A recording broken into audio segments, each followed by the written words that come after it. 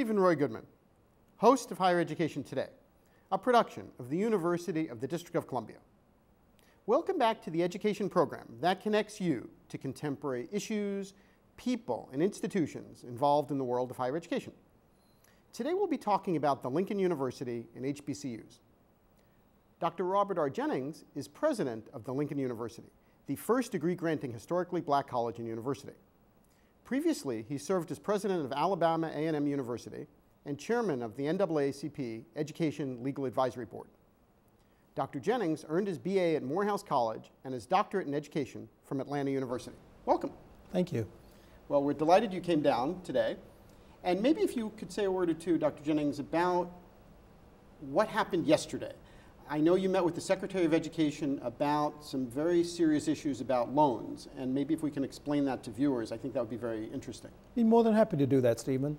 I was part of a delegation of about 15 historically black college university presidents that had the opportunity to meet with Congresswoman Fudge, who is the chair of the Congressional Black Caucus, and called for a meeting with presidents from our institutions and the Secretary of Education and his staff to talk about the Parent Plus Loan Program.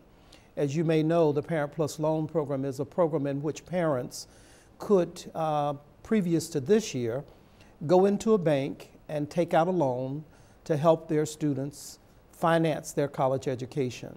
And they could do that basically on their signature.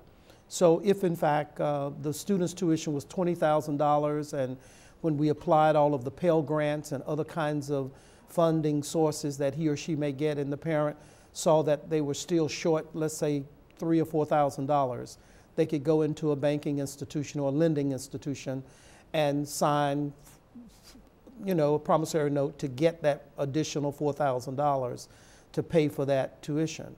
That changed around February of 2012. The administration decided that they would actually make that program equal to what the other grant and loan programs in the Department of Education were like.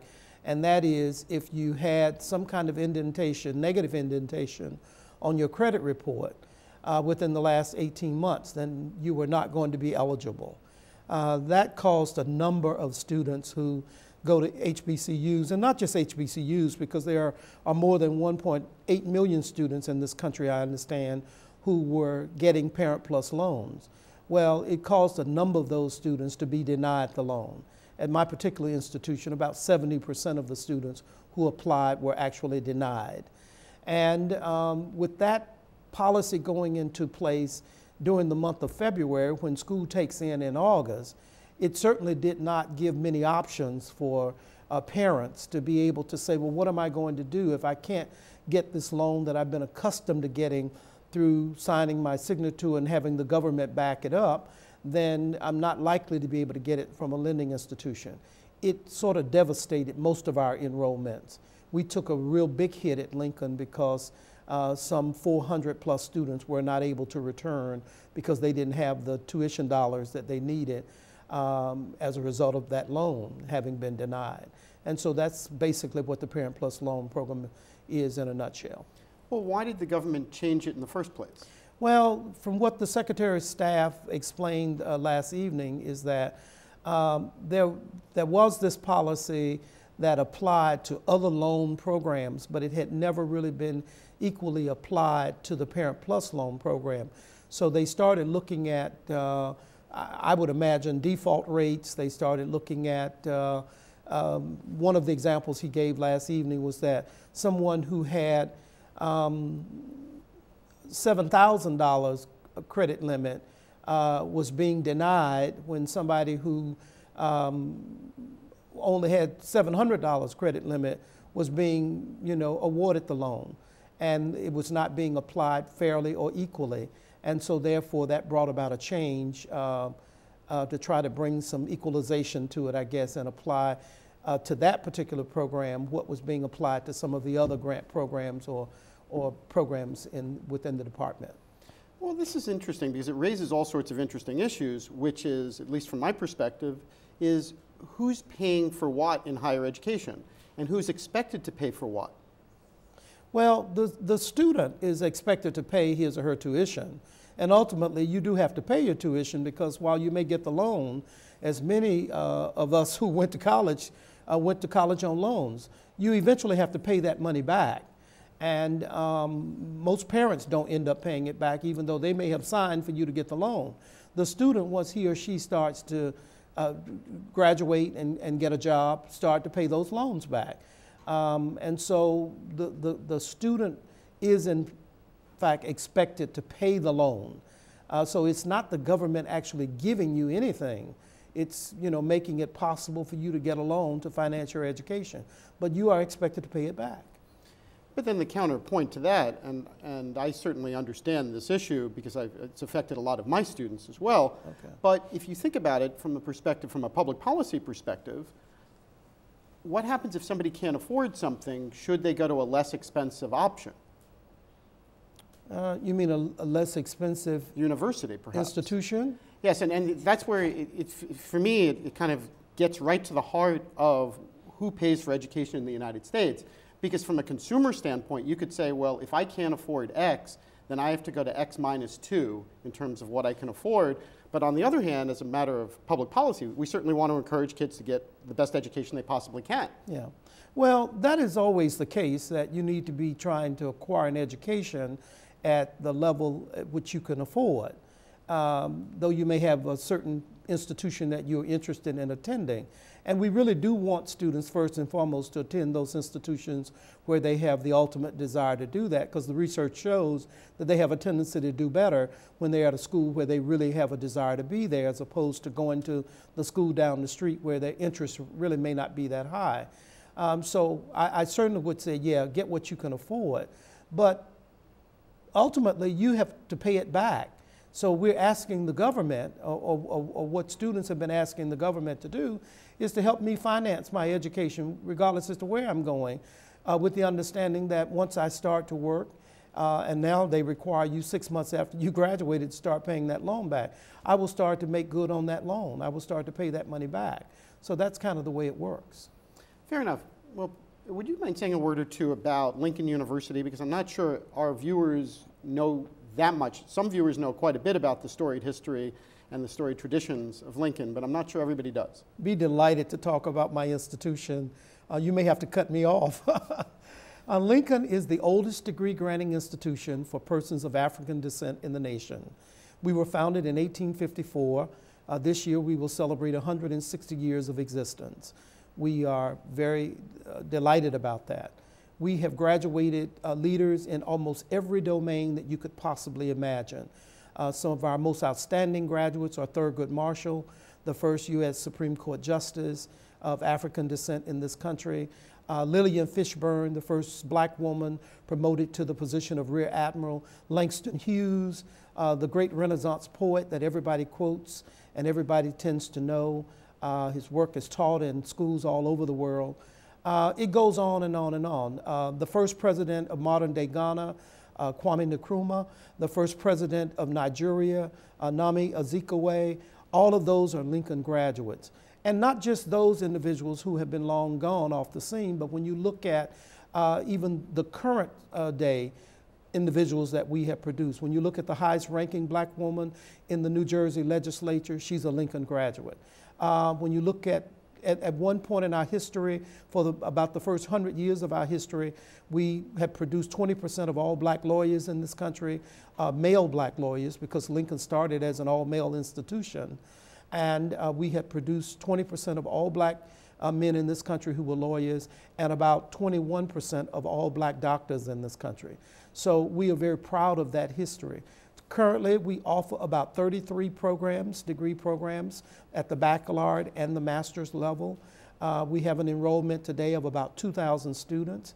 We are trying to grow that. That would have, without some of the things that occurred with the Parent Plus loan, that enrollment would have continued to grow, but that has had a devastating impact on our enrollment. But that's sort of us in a nutshell. We're located in southern Chester County in Pennsylvania. And that's about it in a nutshell, I guess. Well, fair enough. In terms of you're here representing not just Lincoln, but also HBCUs.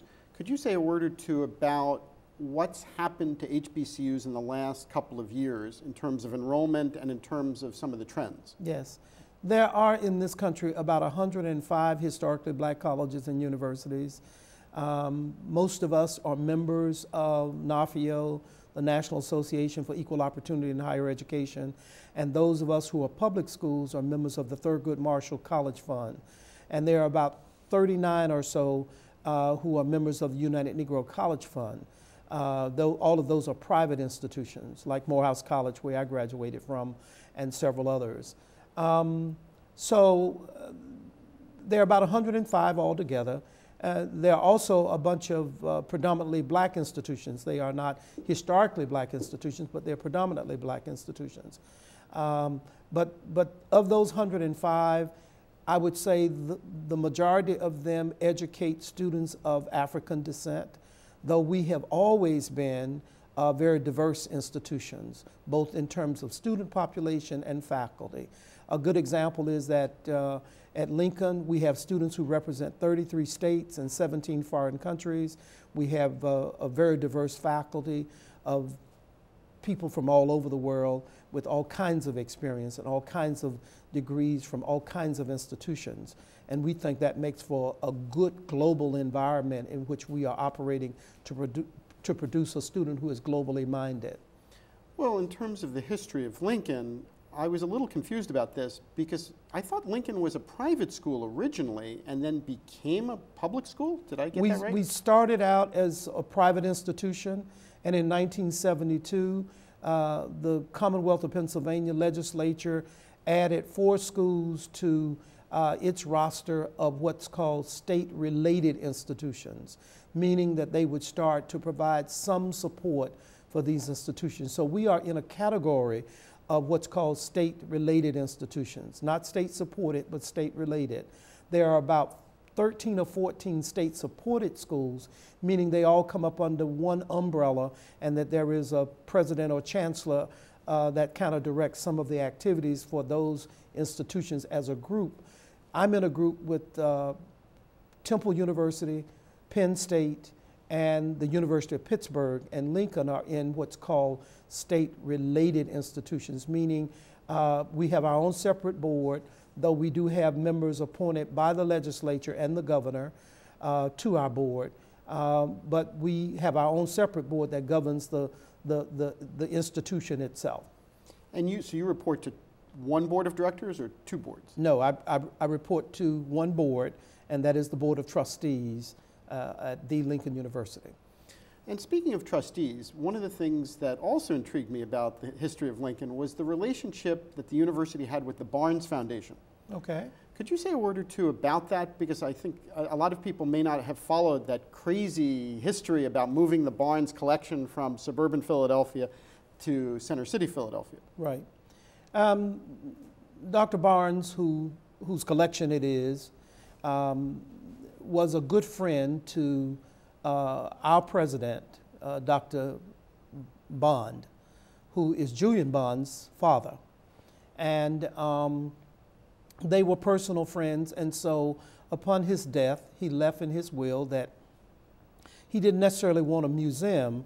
He wanted his works to be put into a foundation for the purpose of educating and the aesthetic quality that it brings about to one's life, and a number of issues such as that. And he left in the will that there would be a foundation board comprised of 5 individuals, 4 of whom would be recommended by the Lincoln University. And so for years, 30 years or more, we had such an arrangement. And then a few years ago, it was decided that the foundation needed to get more visibility, more clout, much more exposure to providing hopefully what he really intended, and that there was a need to move it from suburbia, Pennsylvania, to the Parkway, where there are a number of museums and a number of people who come from all over the world to see the kind of art that we have in the city of Philadelphia. And so there was some changes made to increase the board from 5 to 15, with Lincoln still remaining, having 5 voting members on that board. But there would certainly be other people who could help to expand the vision and the mission of the foundation. We have a long-standing relationship, and I, as the president, who have come in and sort of tried to take and strengthen that relationship so that we have an agreement that sort of lays out what it is we want to be about. So our students get teaching experiences, they get internship experiences at the Barnes now. We have some classes that are offered there. We have some of their faculty or some of their employees who help to teach courses on our campus. We can do some things online. We can do some things face-to-face. And so it has strengthened the relationship. Yeah. And speaking of different relationships, do you have relationships with other universities in Pennsylvania or other universities around the world? We do. We have fairly strong research relationships with the University of Pennsylvania, certainly the University of Pennsylvania at Hershey. A lot of our STEM research is done in collaboration with them. We have professors on our campus who are doing research in collaboration with the University of Massachusetts, and students who travel both to those institutions. We have a relationship with University of Iowa, where students are doing research there. Since I've been at Lincoln, I've signed 13 articulation agreements with community colleges. So now we have relationships where those students who complete their first 2 years at those community colleges don't have to repeat that kind of work when they come to Lincoln. They come to Lincoln and complete their last 2 years and get a bachelor's degree. So we have a number of relationships with schools around the country. And speaking of the community colleges and the articulation agreements, how does that kind of compared to what the president's trying to do in terms of undermatching? Well, I think that this administration, President Obama, is about the business of trying to make certain that between now and 2020, we have the most educated populace in the world. And certainly we want to be one of the main players when it comes to the STEM areas. And so he has given a special allocation, I know, to community colleges to try to help them attract and retain students. He has certainly made it known that he would love to see a stronger alliance between 2-year colleges and 4-year colleges. And so that sort of helps all of us working in the same direction, because the bottom line is that we do want to try to achieve that goal of helping to make certain that we have an educated populace in this nation. But how do students do that if they're encouraged to go to certain community colleges on one hand, but on the other hand, somebody's telling students, well, you're not great if you're going to community college because you need to match better? Well, I do know that a good bit of the students who, and according to the research, only a small percentage of students who go to community colleges and graduate end up living and maintaining the quality of life that they so desire to have. They get to a plateau where they can't go any further without that bachelor's degree. And in many instances, the bachelor's degree is not even what you need. You need much more than that. And so what tends to happen is we do want to maintain community colleges so that students can get that good foundation, ease back into it as many of them need to do from the high school experience, especially when they didn't come right out of high school and go right to college. So that's a mechanism by which we can continue to make that happen. But we also want to maintain relationships so that you continue to leave the community college with that associate degree and come right on to a 4-year institution and get the bachelor's degree, because that's what you're going to need if you want to keep moving up the ladder in whatever domain that you've chosen as your field of work. And so in terms of matching, you do need to be able to make certain that your skill sets are going to match up with the 4-year institution that you're trying to get into. We have to make certain that the courses that you've taken are going to meet our standards, because if not, you're going to have some difficulty trying to get through the remaining 2 years, which for the most part is going to be a focus on your major, what you're actually trying to major in and trying to take it to another level. So that's kind of the way that has to play out. Well, and you mentioned in terms of getting through, what's happened since you've become president in terms of graduation rates at Lincoln? Well, our graduation rates have stabilized. We're certainly trying to increase those graduation rates. But there again, we have the kind of student who does not often stop out because of academics. They stop out mainly because of finances. We have a very small percentage of students who have to drop out because of academic performance. In fact, it's less than 2%. Most of our students who drop out are dropping out so that they can go get a part-time job or even sometimes a full-time job to continue financing their education. The fear in that is that oftentimes students will get out there, start making that money, it starts to get good to them, and they often don't return, or they certainly don't return at the rate that we'd like to have them return. That's sort of counted against us because that goes against our retention rate or our graduation rate, which we in fact had little or no control over. So you can't hold us accountable for the fact that he stopped out or dropped out. And oftentimes, even when they stop out or drop out, they go to another institution that may be closer to them or that may be lesser in cost for them or any number of factors that they may have to apply in order to continue their education. They're often not counted, and that's counted against the institution where they left from because they never returned back to us or they left us. And so that sort of impacts, if you will, our retention or our graduation rate when in fact those are sometimes factors for which we could not control. But what happens when you've got students who on one hand may not have the money that they need to go to school and the government is saying, okay, we're going to give you these loans or allow you to take out loans to function in the future, but then we have very serious rates where students don't finish, and then what happens is that students are saddled with debt without the degree. Well, that is in fact a problem. We certainly do not want students to be saddled with debt. And also, if that happens and they don't pay the loan back, then it impacts our default rate. So the college gets branded for it as well. But I think I would probably end up saying to you what I heard one of the university presidents say last night when we were meeting with the Secretary of Education. That's probably a smaller price to pay in terms of having an educated populace than us doing nothing and having people who end up on the other side of that spectrum where they may end up being incarcerated, and then we're going to pay one way or the other because we're paying in less taxes, we're paying to keep people incarcerated and all of the kinds of things that come with that. So that amount of money is so small in comparison to what is happening on the other end of that spectrum until that's probably not something we really ought to get hung up on, if you ask me.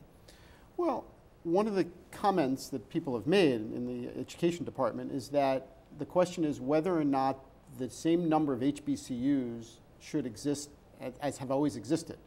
What do you think about that? Because if you look at kind of the women's colleges, I mean, a lot of people have claimed that the women's colleges, that there were many more women's colleges, and unfortunately we have fewer and fewer of them because of the financial pressures. But is the same thing going to happen to HBCUs?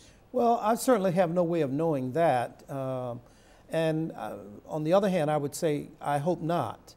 Most schools have a mission, and sometimes those missions are very unique, and that they serve a purpose that if you start to combine them with other institutions, that mission may have to change, and the people that they were serving, many of whom got an education from that particular institution because that was the only place that they could possibly go for any number of reasons. It might have been locale, it might have been cost, it might have been because people tend to work with that kind of student in a different way than what they would find if they went to a larger institution or another institution who did not have that as their thrust or their mission. So I would certainly hope that that is not the case. I would also say, though, that we have to be realistic. If there are institutions that are hanging on by a thread and they see that they are not going to be able to provide a quality education because of their financial plight, then the smart thing to do is to look at other alternatives, and one of those alternatives might be to try to see if they can merge with someone who is close by that would help them to maintain providing the kind of service with the kind of mission that they have to the population that they are trying to serve. Well, fair enough. We only have another minute or two left. If Okay. you wouldn't mind speaking directly to some students, a lot of students and parents watch this show. What advice would you have for students and parents thinking about going or about to go through the admissions process and about to look at colleges? Well, first and foremost, I would want to encourage any and all students to consider very seriously the Lincoln University. We think we are a unique institution. We have a diverse student population. You don't have to be an African American to come to our institution. We have students from, as I said, 33 states and 17 foreign countries. It's a very global place, and so I would encourage students. I would also say to students that you need to start looking at colleges as early as possible. It's not too early to start looking in 10th grade. You need to start really in the 9th grade. But I would certainly no later than the 10th grade. You need to really try to make up your mind as to what it is you think you want to do in life and start trying to narrow and focus in on that. We still see a sizable number of students all over this country who come to college and really haven't decided what it is they want to do or want to be about in life. Those students tend not to do as well as some of those who've sort of honed in on the fact that I really want to be a scientist, or I want to be a nurse or a teacher or whatever. As soon as you can kind of narrow that focus, then you need to start trying to read everything you can possibly get your hands on about that particular area of study. And so that you start to become more informed as to whether or not this is really what you want to do. I would also encourage students that if they're going to get part-time work, or if they can try to get internships, both paid or unpaid, that they need to start as early as possible, trying to get those internship experiences in that particular area that they think that they're interested in. Again, that's going to help them to really kind of decipher whether or not this is really what I want to do in life. And then it may be that they need to pick 2 or 3 things, so that if that first one that they try their hand at is not something that they're interested in, they can say, well, this is a second area of interest. And there's always a battery of tests, career placement tests that you can take that will help you to sort of tell you what you might be best at. Well, thank you, Dr. Jennings. Sure, thank you. If you would like additional information about Dr. Robert R. Jennings, please visit lincoln.edu. If you have comments or suggestions about higher education today, please send an email to our viewer mailbox at highereducationtoday@topcolleges.com. Thank you for watching. We will continue to bring you quality discussions about important matters in today's college and university world. Please join me again for another edition of Higher Education Today. I'm Steven Roy Goodman, and you've been watching Higher Education Today.